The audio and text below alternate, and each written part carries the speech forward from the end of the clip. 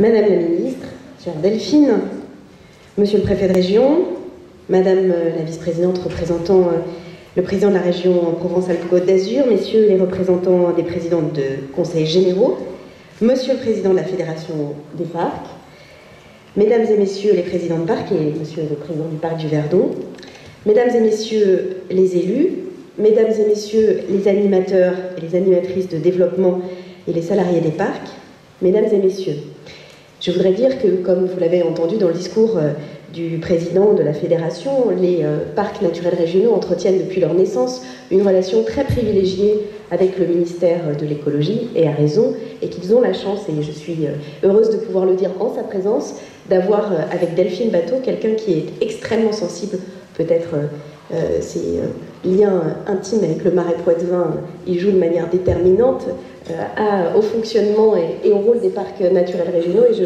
voudrais vous dire que je suis très heureuse de travailler avec elle et avec toute l'attention qu'elle porte à l'ensemble des sujets qui sont des sujets de combat partagés et qui sont pour vous comme pour moi extrêmement importants. Mais je voulais aussi vous dire, Monsieur le Président, que j'ai répondu avec grand plaisir avec votre invitation, car les parcs naturels régionaux ont, avec le ministère de l'Égalité des Territoires, une relation particulière. Parce qu'il y a d'abord l'histoire. Les parcs naturels régionaux ont été créés en 1967 dans un contexte très clair de dévitalisation des espaces ruraux, à l'initiative notamment de la DATAR. Et à ce titre, je crois que nous pouvons considérer que les parcs naturels régionaux étaient, et du coup restent, les premiers territoires de projet, dépassant les frontières, les habitudes, les modes de travail de l'époque. Et puis, il y a la loi. Le Code de l'environnement reconnaît au PNR une mission d'aménagement du territoire fondée sur la protection et la mise en valeur des patrimoines naturels, culturels et paysagers. Il y a enfin des dossiers un peu pointus, mais que chacune et chacun d'entre vous ici connaît et que nous avons ensemble sur le feu. Je répondrai donc à votre interpellation, Monsieur le Président. Vous avez posé la question du caractère opposable ou non des chartes de PNR dans les documents d'urbanisme, de leur rôle de SCOT, le cas échéant. C'est un débat que nous aurons, et que nous aurons avec franchise, puisque c'est un sujet qui fait débat, il n'y a pas de secret, au moment de la prochaine loi, au premier semestre 2013, qui touchera notamment à la clarification des règles en matière d'urbanisme, à beaucoup d'autres sujets, mais qui abordera cette question-là, et nous le ferons dans une concertation très large et dans une discussion étroite avec la Fédération des parcs. Enfin, la question de l'adhésion aux parcs des communes et intercommunalités, c'est une difficulté récurrente rencontrée par plusieurs d'entre vous ces derniers temps, et c'est une difficulté dont je suis consciente. Je salue d'ailleurs à cet égard l'aide précieuse apportée par vos équipes aux communes sur des domaines prioritaires de mon ministère comme l'habitat, la production de logements ou encore un aménagement du territoire ou un consommateur d'espace, vous l'avez dit, la question de la lutte contre l'artificialisation des terres, cette obligation, cet objectif affiché tant par le président de la République que le Premier ministre sur un objectif de zéro artificialisation nette est un sujet sur lequel votre rôle d'appui auprès des communes est déterminant. Donc soyez certaines et certains que je suis très attentive à chacun de ces dossiers particuliers. J'aurai à cœur, notamment l'année prochaine, à l'occasion du débat du projet de loi sur le logement, l'urbanisme et la ville, je vous l'ai déjà indiqué, de proposer des solutions qui, je l'espère, vous simplifieront la vie, en levant par exemple des incohérences héritées d'un empilement de textes parfois disparates. Mais au-delà de ces enjeux législatifs, réglementaires et pratiques, je souhaite vous dire combien les parcs incarnent l'idée que je me fais de ce que doivent être les dynamiques de territoire dans une logique d'égalité et de durabilité. Il l'incarne, à mes yeux, pour 3 raisons au moins. D'abord, pour les valeurs que vous vous fixez et qui sont au cœur de votre congrès.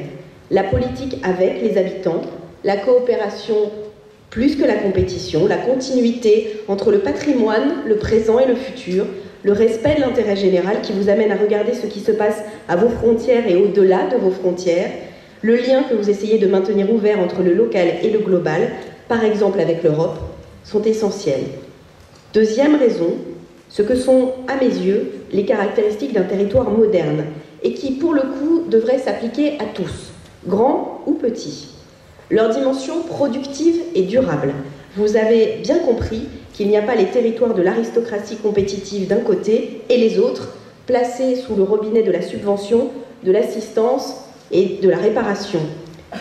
Leur robustesse, ensuite, c'est-à-dire la solidité de leur armature d'entreprise et de services publics, la qualité de leur charpente sociale, leur identité.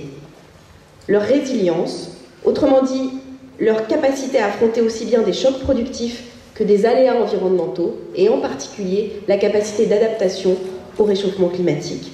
Leur degré de connexion, je m'attache à cette question à travers la relance de l'aménagement numérique du territoire. Je sais à quel point c'est un sujet déterminant, je sais à quel point également la fracture numérique pourrait s'accentuer. Croyez que la mobilisation du gouvernement sur cette question est très grande et que nous trouverons les moyens, y compris financiers, d'une mutualisation qui permettra aux territoires les plus fragiles, les plus en difficulté, de ne pas être les oubliés du haut débit. Tels sont les atouts qui donneront de plus en plus aux territoires un vrai dynamisme et une authentique attractivité. Une troisième raison vous confère une place particulière dans les préoccupations du ministère de l'égalité des territoires.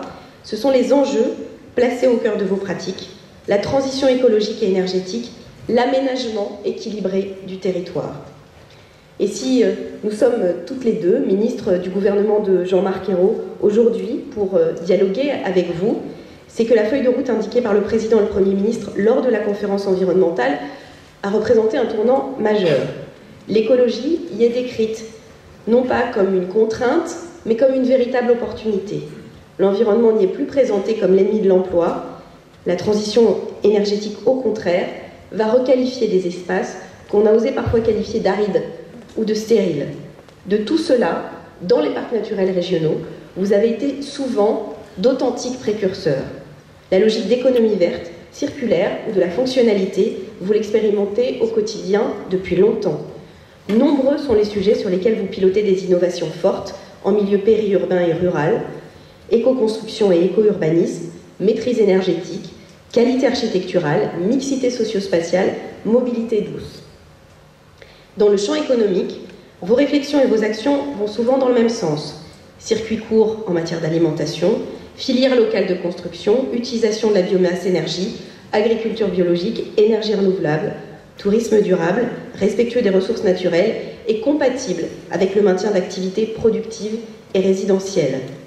Alors certes, et je crois que ça n'est pas ma spécialité, on ne peut pas passer son temps à s'auto-congratuler, mais il n'y a pas forcément de mal à dire quand on a bien agi, ou quand on n'a pas été dans ses engagements complètement à côté de ce qui se fait de mieux. C'est ce que vous avez fait, et je crois que nous sommes, vous et nous, d'autant plus fondés à le faire qu'il y a devant nous beaucoup de pain sur la planche.